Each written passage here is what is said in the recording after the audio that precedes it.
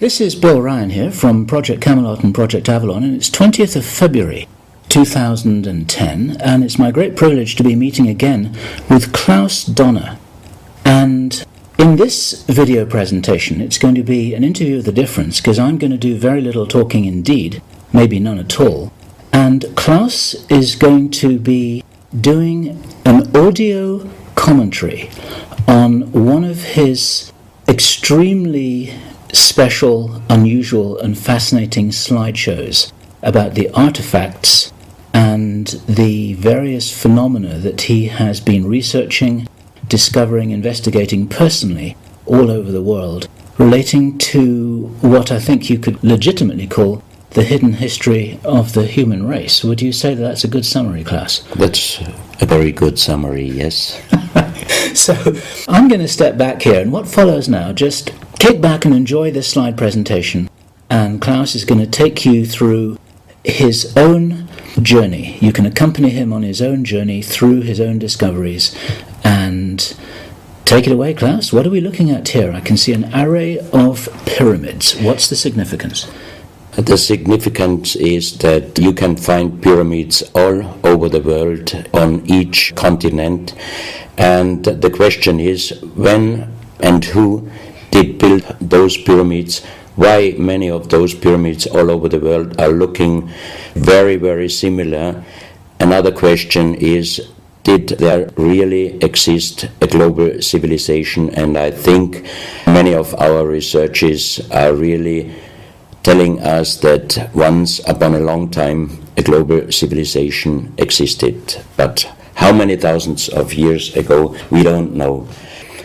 Most of the audience of Project Camelot may know about the story of one stone pyramid building found in 1984, 25 meters under the sea level in Japan, on the island of Yonaguni, which is the southeast Japanese island belonging to the Ryukyu island group. And there is still a struggling of some international archaeologists who are saying that these monuments were done by nature. But my friend Professor Masaaki Kimura did several years since then researches not only on this monument, but also he found several others close by. On the right side down you have a model, and one thing nature is definitely not doing on top of two platforms of this monument. There is one huge stone turtle and one huge stone bird like an eagle. Nature is doing many things, but not such a precise, perfect monument. And the question is, where are all the stones? If nature would have done it, broken down, where are those stones? There are also streets, and there was also found a stone stadium like a Roman Colosseum with stone seat rows and stone stairs. Nature is great, is doing many, many great things, but not such perfect buildings. Here you have the huge stone turtle, and you can see also how small is a diver against this big monument. Here you have one street with stairs going up. Here again a very close-up picture just to recognize the size of this huge monument. Here you can see some world maps. On the top, on the right side, you can see the Piri Reis map, which was used already long time before Christopher Columbus came to America. And you can see how perfect this map was already in the beginning of the 16th century, showing part of Europe, of Spain, Portugal, part of Western Africa, and also part of South America. We do not know until now who was able to make such a perfect map already centuries ago. And on the rest of the Piri Reis map, which we do not show on this picture, you can also see the Antarctic without ice. In 1956, researchers found out that the Earth under the ice mass at the Antarctic is exactly like the Piri Reis map was showing. So this Piri Reis map should be at least older than 10 to 12,000 years. But the next question would be, who was able to make such a wonderful world map? On the left side, on top, you see Atlantis, done by Athanasius Waldseemüller, and the map is the other way round. He did it the other way round, and you can see the continent between Europe, Africa, and also America. And you can see on the left side down different sides of a huge stone world map. This stone world map was found in 1984 while gold digging in Ecuador in an underground tunnel system with other 350 artifacts which do not really fit any known and existing South American pre-Columbian culture. On this stone map is a natural quartz line, a white one, and this is the front side of the world stone map, and you can see approximately in the Near East, close to Saudi Arabia, you can see an inlay as an eye. And from this eye to the right and to the left is a natural quartz line going on the right side over India, Thailand, and also there is a long island on the right side, which Professor Kimura's research gave him the statement that from the northeast Japanese island until far down after Taiwan, once there existed a huge continent. But then this world map must be older than at least 10 to 12,000 years. And here is the back side, and you can see on the right side coming the quartz line passing in the Atlantic, a continent, Atlantis, which in our days does not exist anymore. Then the white line is crossing part of South America, and here you have a close-up, and you can exactly see the Bay of Guayaquil, an inlay going up to north, and a round inlay showing exactly the place where there were found those artifacts, and there is also the best quality water worldwide existing. One other very interesting artifact found on the same place in Ecuador is the so-called pyramid with the eye. The eye is an inlay. The stone is gray and white, and you have 13 steps, and it looks exactly like the pyramid with a shining eye on the $1 US. If you put this pyramid under black light, the eye is shining very strongly, and it looks really like an eye, but not real like a human eye. Here you have a close-up of the eye, and you can see the colors of the inlay.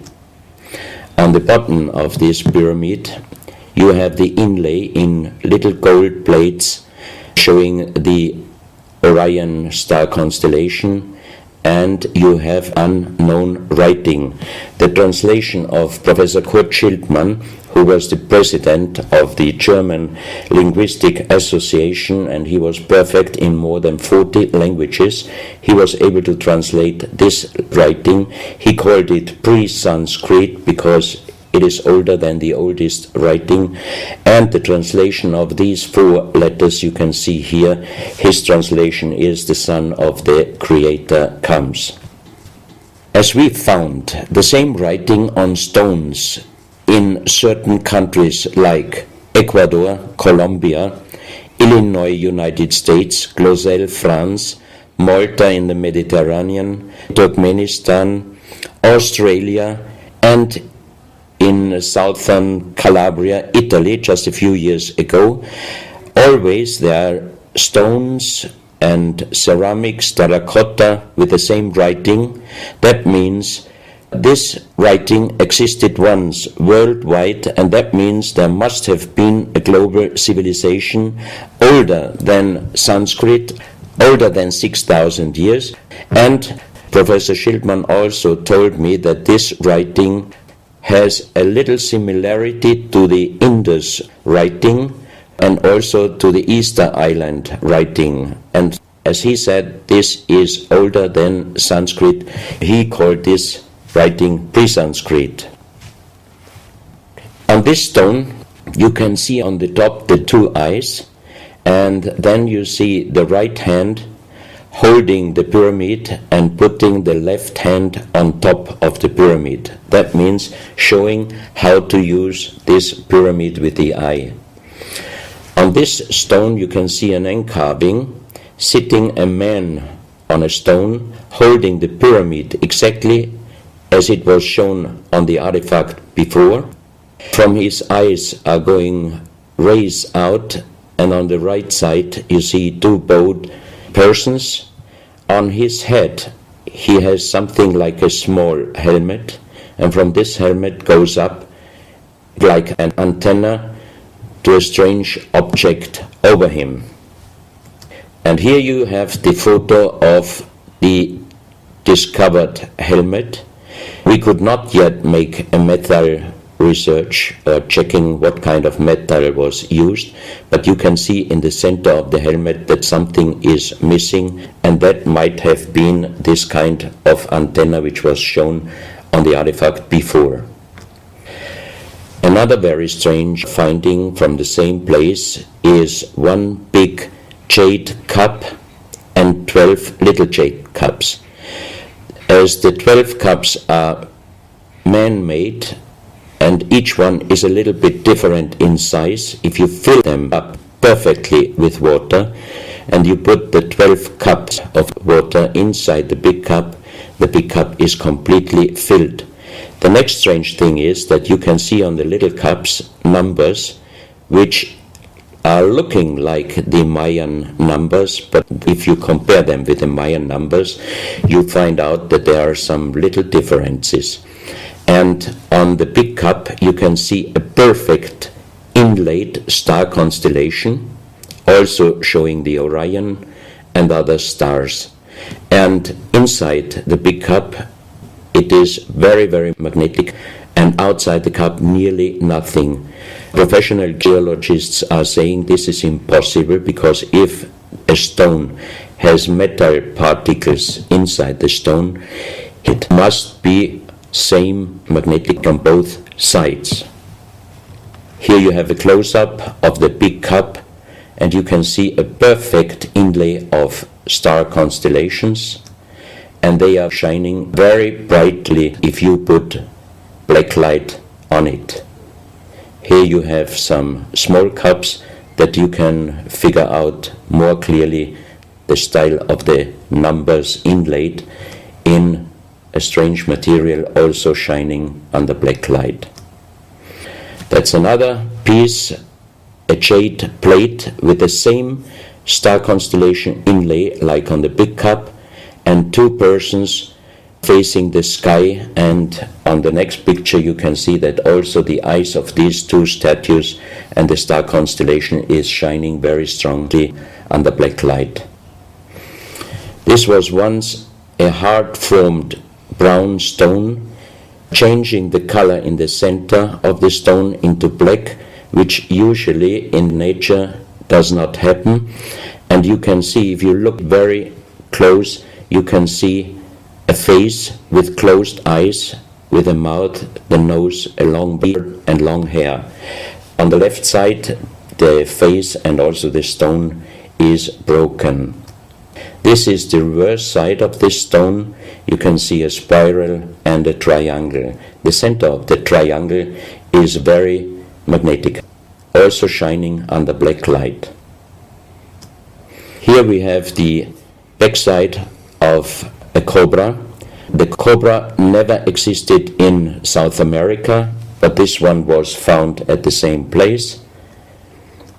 On this side of the cobra head you have 33 lines in lines, so 33 is also a very mystical number since long time.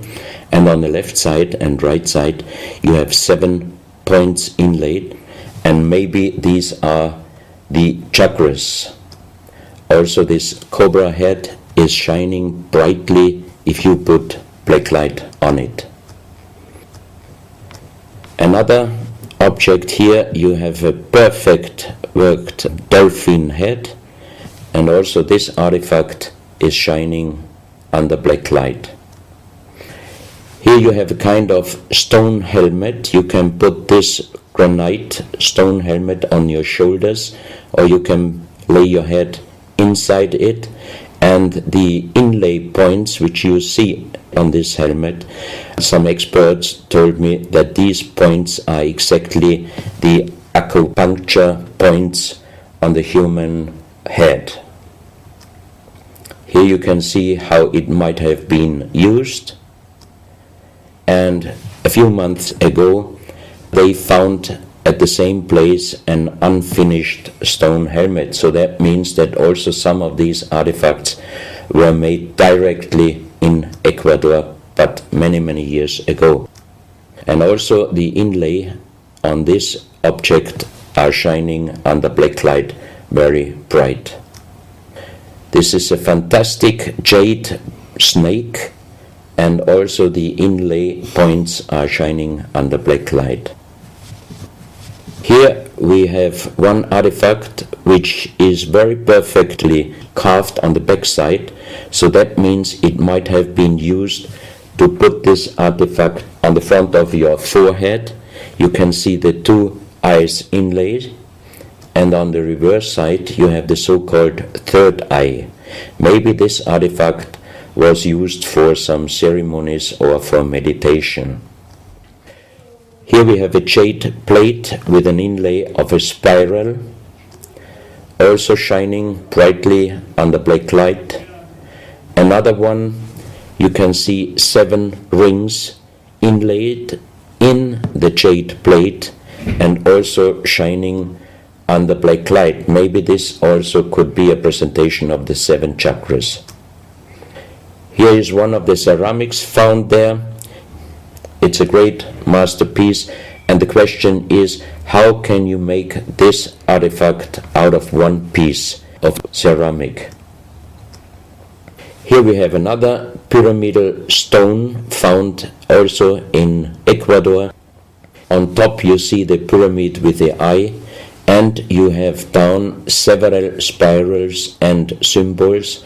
Some of them are very similar to the churchward Nakal plates, which he found 1880 in India, and the translation was talking about the sunken continent of Mu.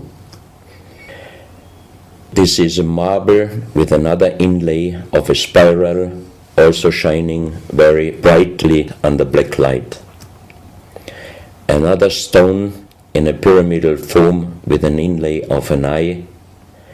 Here you can see again the pyramid with the eye, and on the bottom you see the Orion star constellation, the 3 Orion stars, which might focus us to the 3 pyramids in Egypt.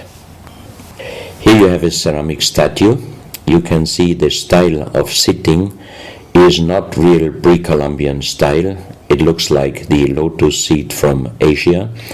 On top of this statue you have a head with some points, and it looks quite similar to many of the Buddha presentations. He holds a snake in his mouth. The snake is a very mystical and very often presented object. So that means this statue is not from any existing or known pre-Columbian culture. Even the next one, you can see that how this statue is sitting, it looks more the direction of Asia. On top of his head, again a very strange head, and in the center you can see like the head of a frog. Also the frog is a very mystical animal in old South American pre-Columbian culture, but also in Africa and also in Asia. Here another ceramic statue holding a kind of plate in his left hand, and it looks also not really pre-Columbian culture. This another very strange artifact holding a stick with a snake. Again we have the snake here, and the question is where and who this statue was done. This is a photo of the Altiplano in Bolivia. archaeologists and researchers found out that at least before 4,000 years there was happened a very big impact in Argentina, and the shock wave of this big impact destroyed many stone buildings in the Altiplano of Bolivia. You have here a picture of Pumapunku, a very strange place close to Tiahuanaco in Bolivia, and you see tons of stone plates with perfect work on it destroyed. Maybe this was the reaction to the big impact in Argentina. Here you have my friend Giancarlo Bonfanti, Italian researcher, in the center of the so-called Sun Gate in Tiahuanaco in Bolivia, and some researchers write that the figurines on top of this side of the Sun Gate are showing the Venus calendar. Here you have one of the big stone plates from Pumapunku, and you can see how perfect this stonework was done. And the question is, could you do such perfect work with simple tools? Close to this area, they found skeletons with a size of 2.6 meters.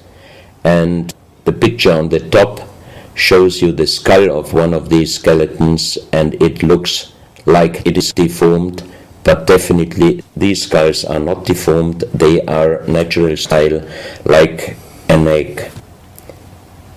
On this photo you see how strong the jaw of those skulls were.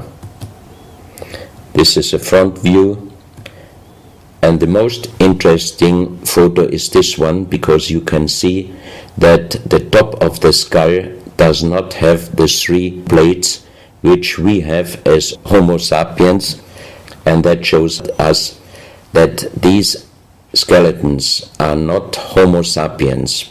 What we might be able is doing a DNA check and an age dating on these skeletons, because we are very much wondering what kind of humans did exist long time ago and how long ago.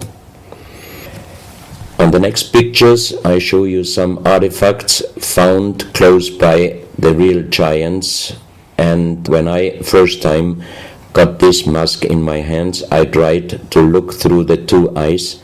At that time I didn't know that they were belonging to 2.6 meter skeletons, and I was just wondering why did they make masks where you can only look out from one eye. But after knowing that those people were over 2.5 meters, I could imagine that their skull was of course bigger than our skull, and that's why these masks were for us oversized. That's another mask from Bolivia, another one with very wonderful encarving, many spirals and many symbols, which we also found in many other cultures.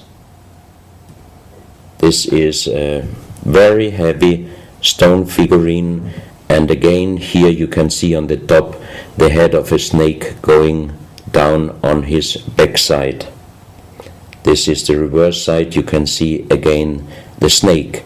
So that means the snake must have been a very, very important animal in the past of our history. Here you can see a stone flute. The strange thing is that the vibration of the sound of these stone flutes is exactly the same as our brain waves. So that means maybe those flutes were used for meditation or for healing purposes. And each two holes are connected perfectly with each other. That means you can make perfect holes into this very, very hard stone, but how you connect with simple tools the two holes on the bottom, this would be even in our days a very difficult work to do. Because it's in the shape of a U and it curves round inside the stone. That's right. And with simple tools, you are definitely not able to do such a work. And even the holes are very precise. This is the form of a boat, and you have 3 flute pipes at the end. Here you can see how perfectly they were made. This is another flute, very small. You can use it only with very soft blowing, and the sound is like the sound of the dolphins. This is an artifact where we do not have any idea for what purpose it was used. Now we are in Colombia. On the next few photos, I show you very strange artifacts from Colombia in South America. The most famous industrial designer and architect in Colombia, Professor Jaime Gutierrez, is collecting strange artifacts from his country already since centuries. His most important piece is the so-called genetic disc. Here you can see a disc made out of lyddite, a very hard stone. It's nearly the same hardness as granite, but the structure of lyddite is like leaves, so it would be quite impossible to make the same disc in our days out of the same material. The diameter of this disc, we call it the genetic disc, is about 27 centimeters. And on this disc you have several things presented which usually you can only see with a microscope. For example, on the left side around 11 o'clock you can see one egg, human egg, without, and another with spermia. On the right side at approximately 1 o'clock you can see some spermias. And then you have several very strange presentations which we could not explain. But here on the left side you have a microscopic photo from the inside of a lady done by a Swedish photographer, and you can see that the egg without and with spermia looks exactly like the presentation on this genetic disc. On the reverse side you have on top several presentations of fetus in different size, different age, ending up with looks like a little child. You see also at the end of the plate around 6 o'clock female and male, and also on the right side around 9 o'clock you can see the presentation of man, woman and child. But the strange thing is how they present those human-like heads. Here you can see a knife done by the same material, lyddite.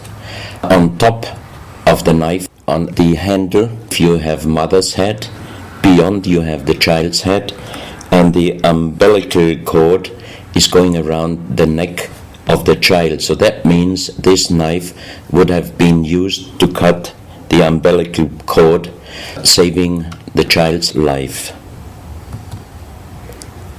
This is a close-up mother, child and umbilical cord.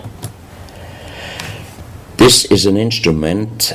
It might have been used for helping the child coming out, leaving the mother, when there were some complications. And it is also made out of the same material, lyddite. You have here the vagina and the child's head coming out, and on the reverse side you can put only your thumb inside. That means you can only use this instrument with your fingers, meaning you cannot use power. So that means it might be safer helping the child leaving the mother than our instruments we are using in our days, because sometimes the modern instruments, while being used, can damage the child's head. This, we think, is a medical instrument. It is also lyddite, and it's a perfect form. Another one, and these are other ones, they are very much smaller than shown on this photo. And when we did a material check in Vienna, the most expert worldwide checked those pieces. First of all, the material. Each one is done with lyddite, and the form itself, he checked them, and finally he said, I cannot tell you how they were done, who did they make, but the only thing I can definitely tell you, from the same material in our days, we cannot make the same instruments. So how old they are, we do not know, but as they were found in Colombia and they do not fit any existing pre-Columbian culture, we must consider that those artifacts are at least older than 6,000 years. But we cannot explain what kind of technology they did use to be able to make such instruments and such tools made with lyddite. You can see each piece fits exactly every kind of hand, never mind how big the size of the hand was. Each instrument, each tool fits exactly each hand which was using those instruments. This face looks a little bit like the Maui, the big stone statues from Easter Island. Here you have a close-up. This, in joking, I call it the dentist chair. Perfectly done, but again, same material, lyddite. And the strange question is, why, if they could make such perfect figurines out of this very difficult material, why did they show the human face always with big round eyes and a little nose and a big mouth? There is no real explanation possible. This is again one piece from Colombia, lyddite.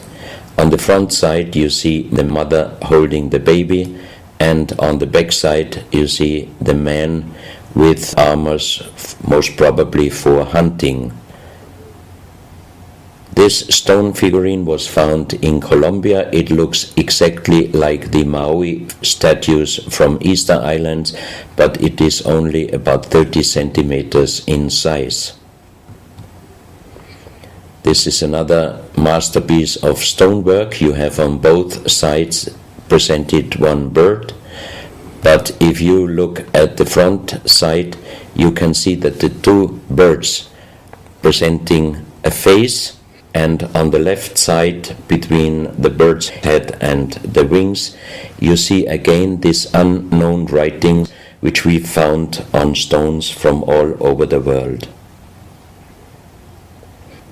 This is the mother holding a child, very strange face, and it's a kind of jade material. This is another stone from Colombia, showing an armadillo. On top of the armadillo you can see a strange face with long ear and two horns on top. On this artifact you can see a smiling face on top. You have two triangles on this side, and on the other side, on the right side, you have a face. Again, the animal face on the right side, and some unknown symbols. And on the bottom of this object you see an animal, looks like a crocodile.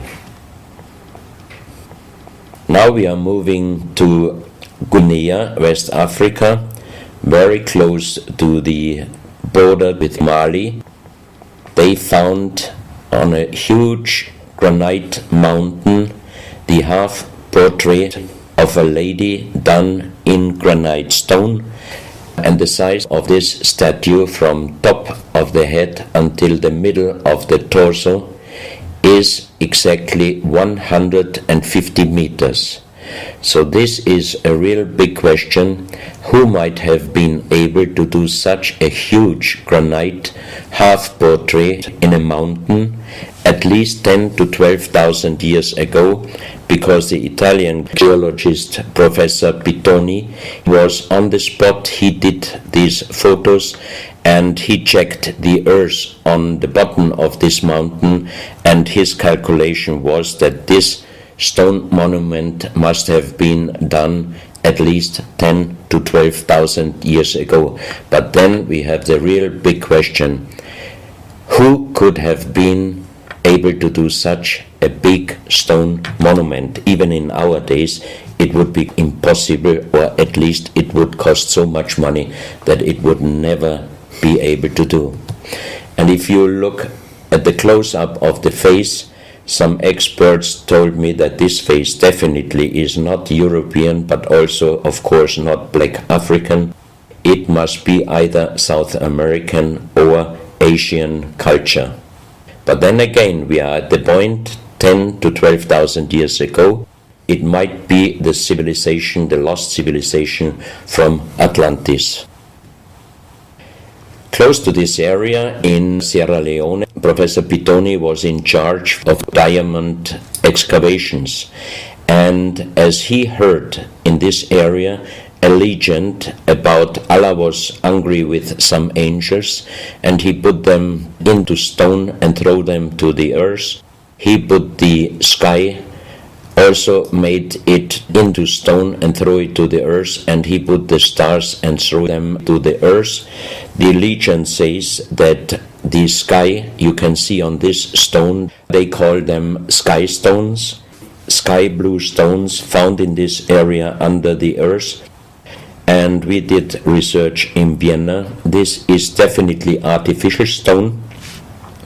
It's not a natural stone, and all the material could be found, but the only thing they could not inform us is what kind of color did they use to get this real sky blue color.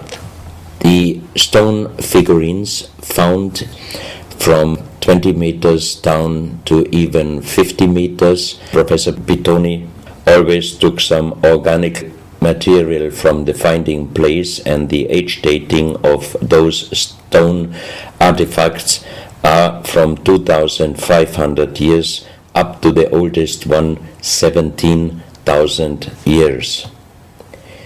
Here you have a granite stone, so-called nomoli, stone nomoli, with very nice encarving. Here you have a man sitting on an elephant, as there are also the legends of giants all over Africa. You know how big is an elephant. It's a wonderful stonework. It's very hard and very heavy. There are also some artifacts showing half human or human with the head of a reptile, holding a kind of pot in their hand, and they could put something inside this pot, and also on top of several nomolis there is a hole for putting something inside, and most probably they were used for ceremonies.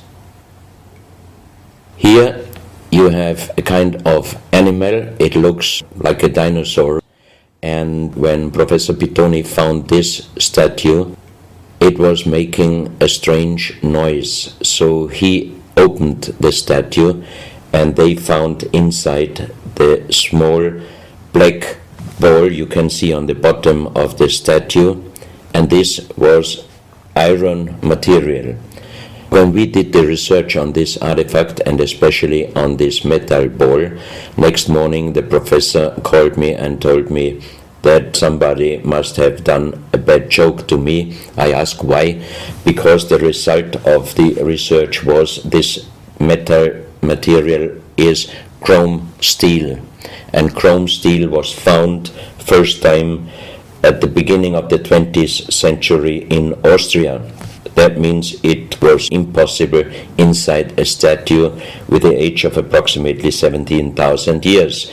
But when I called immediately Professor Pittoni, he was laughing and he said, I'm a geologist. If a statue is making a strange sound, I do not open it just right away, but I did several X-rays, and you can see here on the right picture one of the X-ray photos, and you see that inside the closed statue already the round ball, the chrome steel ball, was existing. On this X-ray photo you can see exactly, and also Professor Pittoni saw that this statue in former days already was opened but perfectly closed again, and he called a specialist who opened it exactly concerning this photo, the small stone ball which was closing the hole inside, and you can see that the metal ball was already existing. Some of you might have watched several pictures, photos on the internet of giant skeletons found in desert, in India, in China and other places. Most of those photos were competition photos to present Photoshop. Perfectly done.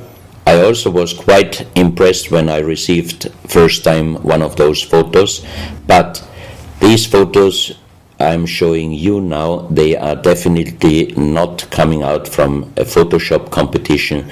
These photos are real skulls and skeletons.